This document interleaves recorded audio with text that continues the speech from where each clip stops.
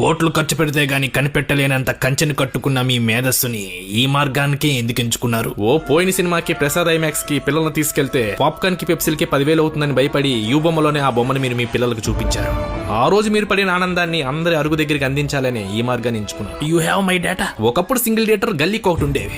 ఇప్పుడు అందులో సగం పెళ్లి మండపాల్లా మారిపోయాయి. ఫ్లెక్సీలు కట్టుకోలేని, ఫ్లెక్సిబిలిటీ లేని మల్టీప్లెక్స్ లో మాల్లో ఎన్నుంటే ఏం లాభం సార్? ఎస్కలేటర్లు, ఎలివేటర్లు ఉన్నాయని మాల్లో మెయింటెనెన్స్ లన్నీ మూవీ టికెట్ల మీద పడితే మధ్య తరగతి కుటుంబ మెయింటెనెన్స్ ఏం కావాలి సార్? మీరు చేస్తుంది సాయం అని, సమాజ సేవని సమర్థించుకుంటున్నారా? ఒక ప్రేమికుడికి భయం తన ప్రేయస్ అంటే సమోసాతో సరిపెట్టుకోకుండా ఎక్కడ పాప్కార్న్ పెప్సీ కాంబో అడుగుతుందేమో అని. నలుగురు పిల్లలున్న తండ్రికి భయం నాచోస్ అంటే లేస్ ప్యాకెట్ తో పిల్లలు కూర్చోకుండా ఎక్కడ నాచోస్ అని నాంచుతారేమో అని. లీటర్ వాటర్ 50 రూపాయలు, పావు లీటర్ పెప్సీ 180 రూపాయలు. పోనీ ఐనాక్స్ ఐమాక్స్ లో ఇంటర్వెల్ నుంచి తప్పించుకుని సింగిల్ థియేటర్ లో సమోసాతో సర్దుకుందాం అంటే అక్కడ టికెట్లు కూడా 300-400 పెడితే ఎలా సార్? ఇలాంటి కారణాల క్రైమ్ లో నుంచి పుట్టుకొచ్చింది ఈ పైరసీ.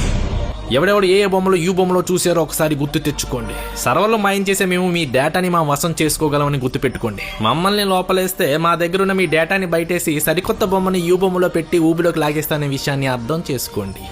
నేను చేసింది నేరమే